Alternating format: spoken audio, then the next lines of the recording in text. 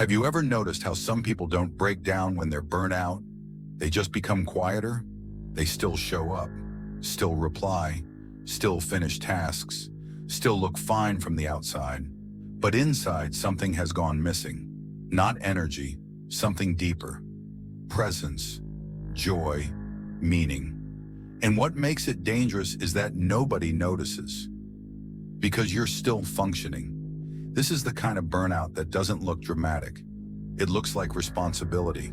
It looks like discipline. It looks like I'm okay. But the truth is, you're surviving on a version of yourself that hasn't rested in a long time.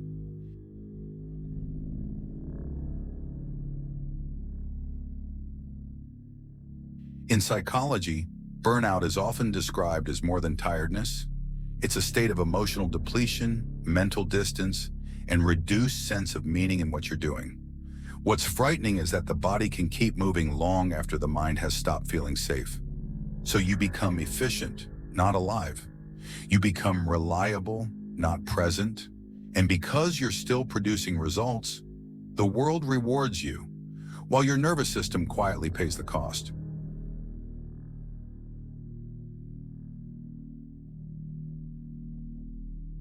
High-functioning burnout rarely says, "I can't." It says, "I don't care." You start procrastinating on the things you used to enjoy. You feel irritated by small messages.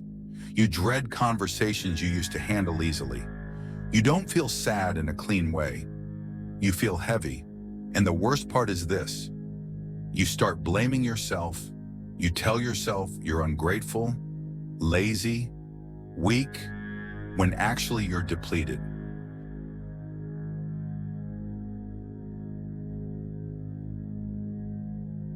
Here's the truth nobody wants to accept.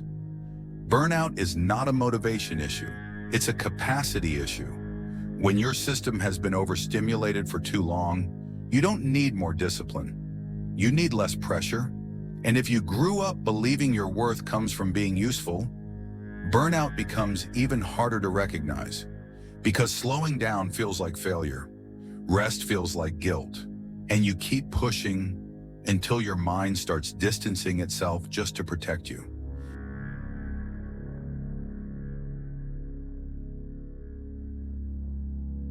A huge cause of modern burnout is not work. It's availability. Being reachable. Being responsive. Being on. You're not just doing tasks. You're absorbing demands, moods, expectations, notifications, urgency.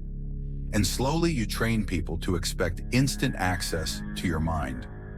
Then one day you realize you don't even know what your pace feels like anymore. You're living in everyone else's tempo and calling it productivity.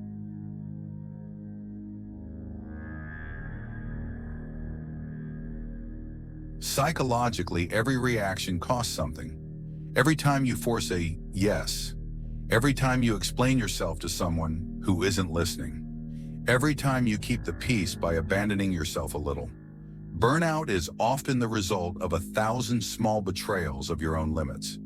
Not because you're weak, but because you were trying to be good, trying to be dependable, trying to be liked, trying to be needed.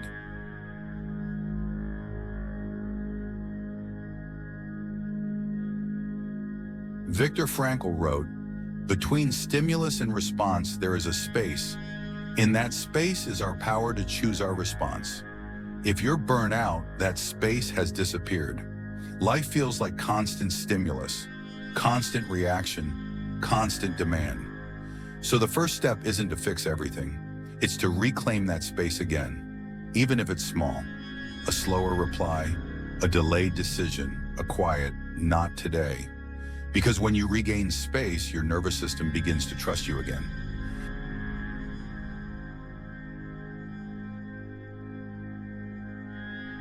Healing from burnout doesn't start with big life changes. It starts with micro loyalties to yourself. You stop sacrificing sleep to prove you can handle it. You stop carrying urgency that wasn't yours. You stop treating your exhaustion like a personal flaw. And you start listening for the first honest signal your body has been sending. I need safety, not performance.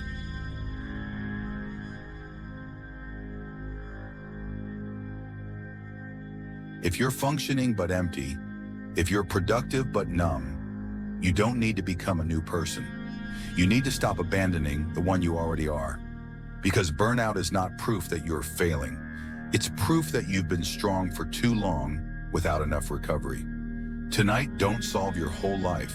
Just create one small space where you don't have to perform, and let that be the beginning.